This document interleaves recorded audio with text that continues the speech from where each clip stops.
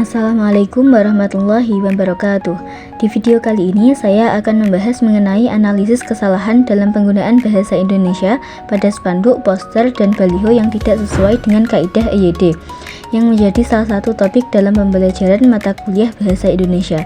Penggunaan bahasa Indonesia yang sesuai dengan kaidah EYD dalam spanduk, poster, maupun baliho merupakan hal yang sangat penting karena dapat dilihat dan dibaca oleh publik.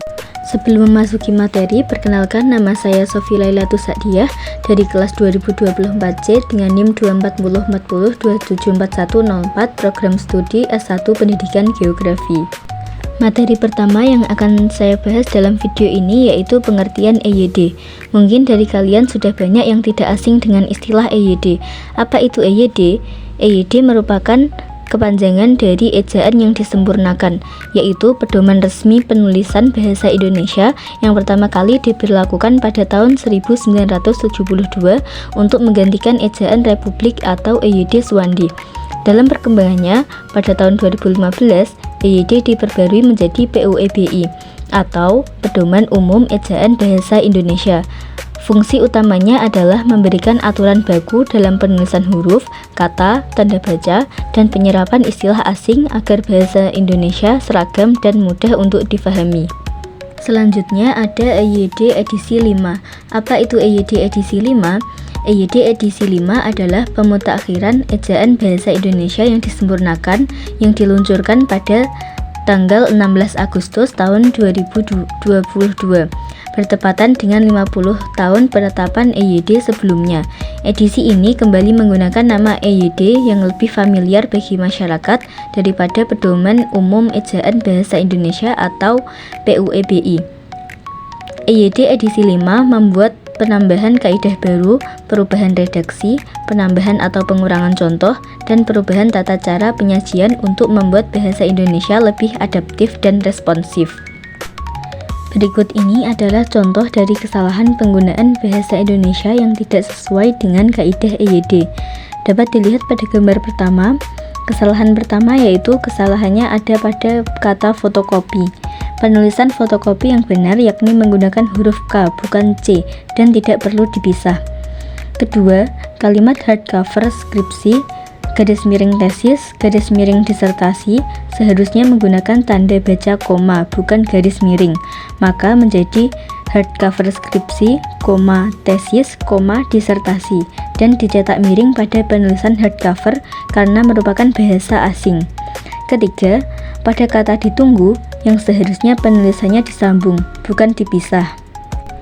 Dilihat dalam gambar kedua, kesalahannya yaitu penulisan pakai dan gak. Dalam kalimat bayar belanja pakai non tunai gak pakai ribet, terdapat kata pakai dan gak, di mana dua kata tersebut merupakan kata tidak baku dan tidak sesuai dengan kaidah EYD.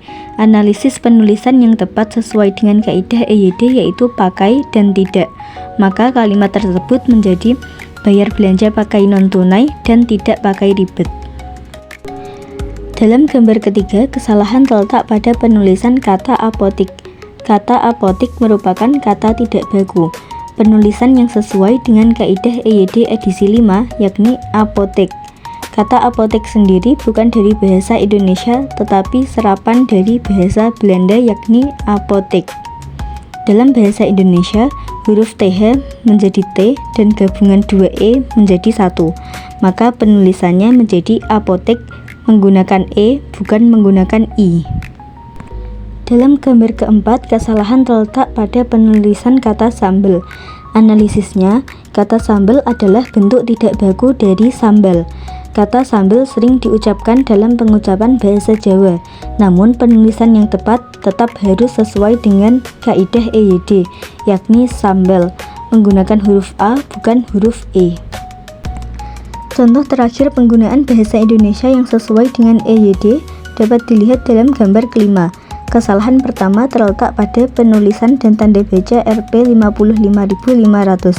Analisisnya, penggunaan Rp pada Rp 55.500 seharusnya menggunakan huruf kapital di awal dan diikuti dengan huruf kecil setelahnya. Pada penulisan Rp 55.500 juga tidak perlu menggunakan titik setelah Rp.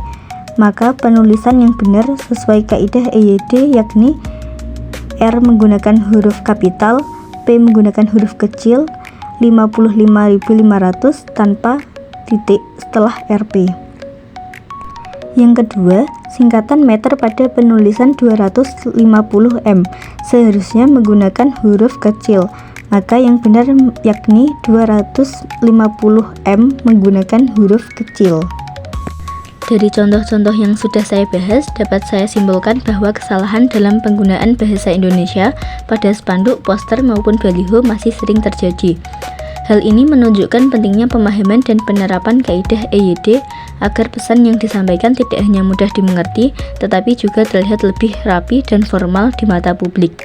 Sebagai generasi akademisi, kita memiliki tanggung jawab untuk menggunakan bahasa Indonesia dengan baik dan benar, serta membiasakan diri menulis sesuai dengan aturan yang berlaku.